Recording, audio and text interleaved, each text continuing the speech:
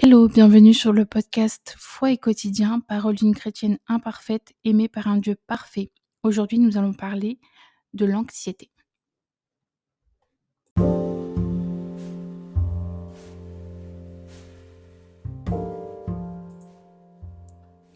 Nous allons tout d'abord commencer par quelques définitions. L'anxiété est plus apparentée à une peur diffuse, donc qui remplit nos pensées, répandue dans toutes les sphères de notre vie. Un stress permanent face à une situation ou à un environnement particulier. Elle est souvent bénigne, mais il peut exister une forme pathologique, par exemple le trouble anxieux généralisé. Celui-ci se traduit par une anxiété permanente face à l'avenir, une peur systématique de l'imprévu. Il est donc impossible pour la personne de se réjouir face à un événement positif futur. Elle appréhende toujours un imprévu. Il y a également la définition de l'angoisse, donc on peut faire des crises d'angoisse ou des attaques de panique.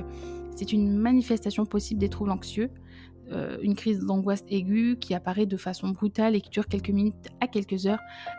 La personne va ressentir une peur intense de mourir, de devenir fou, etc. Une sensation de danger immédiat et des sensations physiques désagréables. Ça peut être des palpitations, des sueurs, des tremblements et des douleurs thoraciques. On va donner également une définition de la peur. Donc la peur est une émotion normale de l'organisme au même titre que peuvent être la joie, la tristesse, etc. Son rôle est de nous protéger, plaçant notre corps en alerte lors de la réception d'un stimulus extérieur tel qu'un bruit ou une image. Les manifestations de la peur peuvent être très différentes d'un individu à un autre. Pour certains, elles stimulent. C'est par exemple le cas lorsqu'un artiste éprouve du trac. Mais pour d'autres, elle peut être signe de paralysie et elle peut inhiber de toute réaction. Donc je vais vous partager un petit bout de mon témoignage. Pendant plusieurs années, si ce n'est pas toute ma vie, il y a encore quelques années, j'ai été sous l'emprise de l'anxiété et de la peur. Cela a commencé par les peurs accumulées sur le chemin de la vie, un père violent verbalement et physiquement avec ma mère, et cela s'est aggravé lorsque je suis tombée moi-même sous l'emprise d'un pervers narcissique violent, à mes 19 ans. Plus jeune, j'avais instauré une sorte de carapace, donc personnellement j'ai fait des études dans le bâtiment. Bizarrement, pour une fille qui avait peur des hommes, c'est quand même marrant. Et du coup, je m'étais développé une sorte de fausse image de moi-même, c'est-à-dire que je me servais de mon nom de famille, de ma famille, pour menacer les gens qui cherchaient à me... En fait, c'était pour éloigner les gens de moi, quelque part, pour leur faire peur, et voilà. Les gens même disaient que j'avais un regard froid, et souvent, quand on me connaît pas, on pourrait dire que je suis mauvaise, ou que j'ai un regard hautain, enfin des choses assez qui ne me ressemblent pas du tout, mais c'est ce qu'on pourrait dire au premier abord. Je pense qu'on le disait plus avant que maintenant. J'ai personne qui me l'a dit, si ce n'est au début quand je suis arrivée dans l'église, on m'a dit que je faisais très sûre de moi, que je pourrais être quelqu'un hautaine en extérieur comme ça. Mais en fait, c'est pas du tout moi, et c'est vraiment une image que l'on pense de moi au premier abord, mais c'est pas du tout ce que je suis en réalité.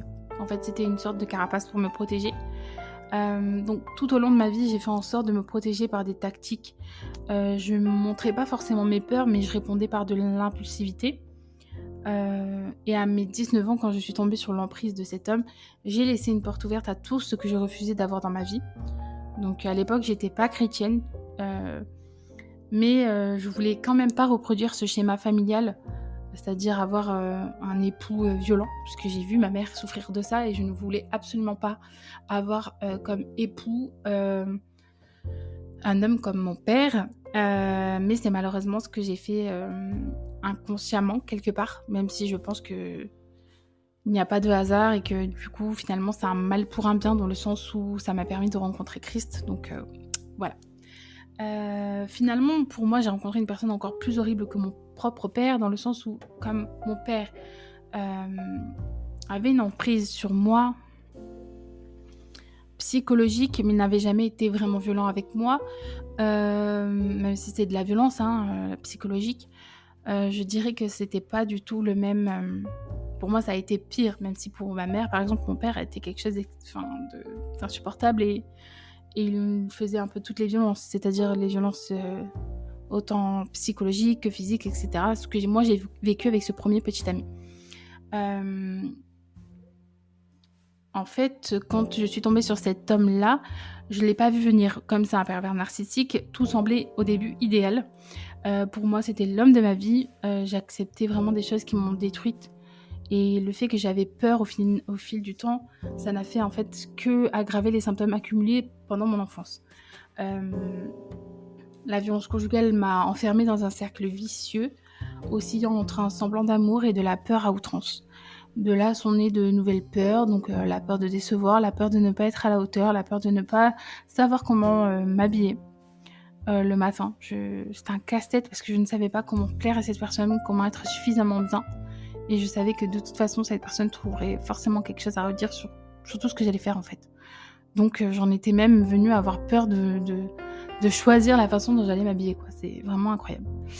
La peur qu'il regarde dans mon téléphone, même sans avoir rien à me reprocher. J'avais cette peur parce que le moindre petit truc en fait pouvait être déclencheur de violence, et du coup ça a créé une peur en fait, peur, ouais, d'énormes peurs. Sachant que moi j'avais déjà très peur du téléphone à la base parce que mon père avait cette emprise psychologique et en fait quand je voyais son nom s'afficher sur mon téléphone quand j'étais jeune, je faisais des crises d'angoisse, rien que de voir le nom de mon père affiché sur mon téléphone. Donc j'ai toujours eu du mal à appeler les gens de ma famille et tout par téléphone. Je préfère, et même encore aujourd'hui, je préfère parler par SMS. La peur qu'il me frappe, la peur qu'il m'humilie, la peur d'être moi-même, la peur d'écouter des musiques que j'aimais moi. C'est quand même incroyable quand j'y repense. La peur de parler à mes cousins, ma propre famille, parce que ça pouvait être source de jalousie de sa part et donc découler de la violence. La peur d'en parler, la peur qu'il me tue, voilà, tout simplement. En résumé, il y a quelques années de ça, la peur dictait ma vie en fait.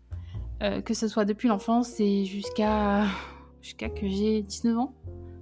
Non, 19 ans, c'est l'âge à laquelle je l'ai rencontré, donc jusqu'à que j'ai 24 ans. Enfin bon, bref, ça n'a pas d'importance, mais en gros, je suis restée 5 ans dans ce système-là. Au bout de quelques mois dans cette relation toxique, j'ai rencontré le Seigneur. Je ne saurais pas vraiment comment expliquer, si ce n'est que un jour, je me suis réveillée et en fait, Dieu m'a dit « Va à la maison de la Bible et achète une Bible rose ». Ce que j'ai fait. Mais il a fallu quand même, quand j'ai rencontré le Seigneur, il m'a fallu quand même 2 ans pour ouvrir les yeux. Et après de multiples essais, j'ai pu le quitter qu'au bout de 5 ans, sans jamais retourner en arrière. Parce que dans les violences conjugales, il y a cette chose qui fait que malgré toi, tu vas retourner. Tu vas essayer de partir, mais tu vas y retourner malheureusement parce qu'en fait, cette personne a fait en sorte que ta vie soit conditionnée par cette personne-là et que tout tourne autour de cette personne-là. Et en fait, quand tu vas partir, tu vas souffrir. Tu vas souffrir parce que finalement, tu n'as plus rien d'autre que cette personne-là. Donc, ce qui va sauver la parole de Dieu. J'étais seule et isolée dans cette relation. Je n'avais plus d'amis, car pas assez bien pour lui. Il trouvait toujours quelque chose à dire et je n'arrivais pas à en parler à ma famille. Je me sentais incomprise et personne ne pouvait m'apporter de solution. Je le dis aujourd'hui, j'étais idolâtre de sa personne. Ma vie entière était tournée autour de lui. Dieu m'a permis d'oser en parler, de rencontrer les personnes nécessaires à me faire ouvrir les yeux et à travers la Bible m'a accompagnée dans ce chemin de restauration. Je suis convaincue que c'est son Saint-Esprit qui m'a toujours tout révélé afin que je voie, que je sache et que j'essaie de m'échapper. J'ai eu des signes dès le début malheureusement, mais j'avais un voile sur les yeux. Je pensais que c'était normal de tout donner pour la personne que l'on aime, normal de se faire frapper si quelqu'un me dit que je suis jolie, parce que ça ne se fait pas. C'est horrible de dire ça aujourd'hui, mais voilà, c'est ce que j'ai cru pendant un long moment, donc voilà, pour moi ça a été vérité, c'est ce que j'ai cru. Est-ce que l'ennemi m'a fait croire, est-ce que la vie m'a fait croire, ce que j'ai vu enfant, en fait, quelque part, ça a fait une sorte de fissure en moi qui a permis que tout ça s'immisce parce que j'étais déjà préconditionnée en fait à ça, aux violences conjugales. Donc ça a été un processus très long pour ouvrir les yeux, mais aussi un processus très long de restauration et de guérison que Dieu a opéré et qu'il a commencé à opérer même quand j'étais encore dans cette relation toxique. C'est-à-dire que j'ai rencontré le Seigneur et que il m'a restauré progressivement et m'a aidé à ce que je puisse m'en sortir petit à petit. Tout ne s'est pas fait d'un coup. Je ne suis pas partie du jour au lendemain. Je sais que pour certaines personnes victimes de violences, c'est possible. Ma mère, quand elle a pris sa décision, elle est partie. Moi, il m'a fallu plusieurs allers-retours. Voilà. Une fois que Dieu a entamé ce processus de guérison, il m'a délivrée par la même occasion des angoisses. Et c'est ça qui m'a permis, en fait, en quelque sorte, de le quitter. Parce qu'en fait, auparavant, je suis passée par une douleur, en fait, de deuil. Je devais faire un deuil de cette relation-là. Et en fait, ça me donnait d'énormes crises d'angoisse. C'est-à-dire que je préférais être avec mon bourreau que de souffrir physiquement de ces crises qui m'oppressaient. Ça me faisait tellement mal physiquement que limite, je préférais être avec lui que de souffrir en moi-même. C'est horrible à dire. Mais voilà. Pendant cette relation, j'ai commencé à fréquenter plusieurs églises, mais bon, là, c'était toujours les mêmes problèmes. Dès que je rentrais, c'était pour me dire que finalement, j'étais partie voir des hommes. Bref, ça, c'est pas très grave. C'est le principe d'un homme violent, jaloux, enfin bref.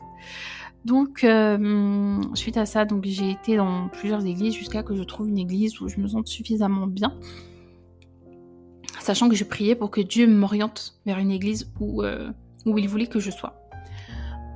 Suite à ça, j'ai suivi des cours dans cette église et j'ai participé à une sorte de séminaire, un atelier, je sais pas comment expliquer, qui durait sur plusieurs semaines, 1 ou 2 semaines, ou un week-end, je me rappelle plus.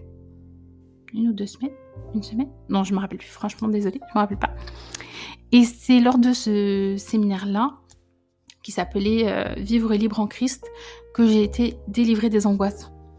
Et je pense que c'est ça qui a permis que je le quitte définitivement. Clairement. Suite à ça, eh bien, je crois que c'est quelques temps avant que je prenne mon baptême, que j'ai été délivrée. C'est-à-dire que je pense que j'ai été délivrée en début mars ou février, quoi, et que j'ai pris mon baptême en mars. Donc, voilà. Donc suite à ça, je me suis fait baptiser et il y a plusieurs choses qui m'ont permis de ne pas faire de retour en arrière. Donc notamment le fait que j'ai une église et donc que j'ai pu en parler et donc que j'ai pu être soutenue. Donc je n'étais plus seule.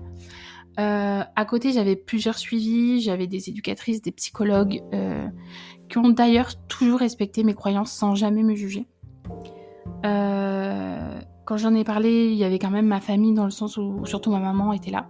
Même si elle s'est longtemps sentie impuissante parce que quand j'en ai parlé, elle pouvait rien faire, j'étais sous emprise et voilà, comme je l'ai dit, j'avais un voile sur la tête, donc clairement, elle pouvait rien faire pour moi, même si elle l'aurait voulu, elle n'aurait pas pu. Il y avait encore une amie qui est restée, qui s'appelle Manon, et qui m'a jamais abandonnée malgré mon comportement sous emprise, c'est-à-dire que sous emprise, finalement, je ne lui parlais plus vraiment. Enfin, il y avait plein de choses, en fait. Et puis, j'ai retourné tout le temps alors que je me plaignais. D'ailleurs, à un moment donné, j'ai carrément arrêté de me plaindre parce que j'ai bien compris qu'elle ne pouvait pas forcément comprendre ce que je vivais. Et voilà.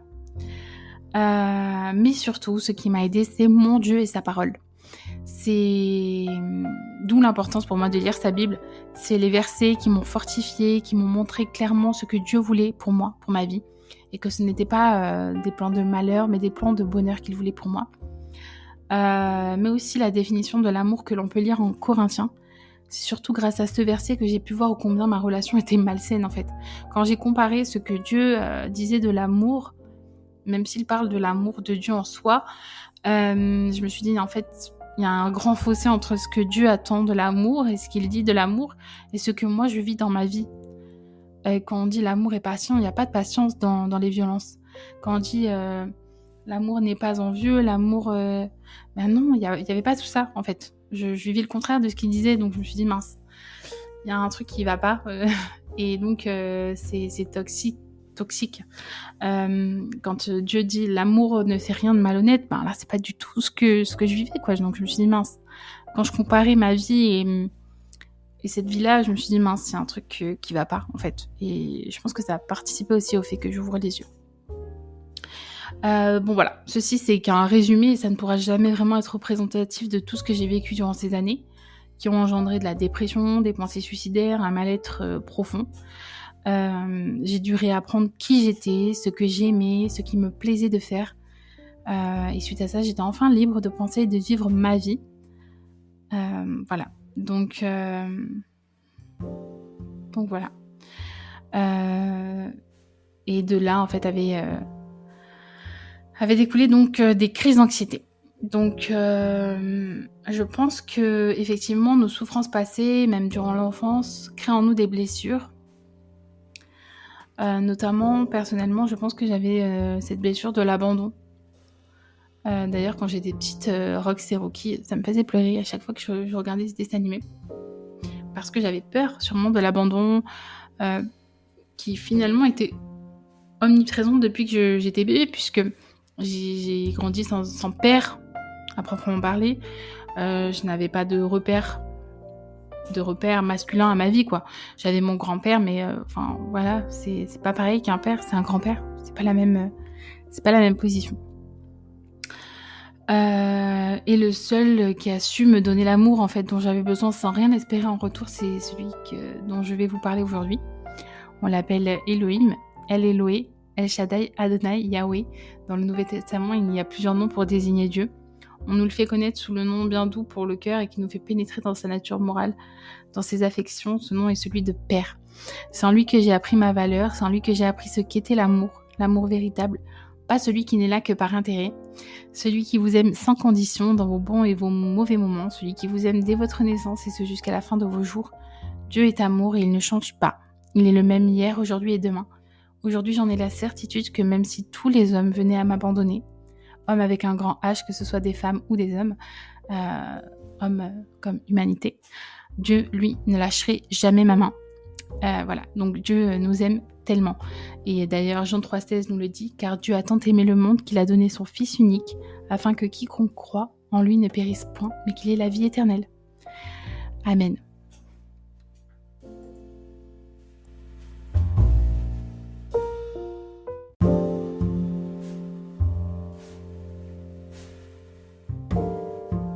Cet épisode prend fin. On se retrouve pour un épisode 2 sur l'anxiété prochainement. Que Dieu vous bénisse.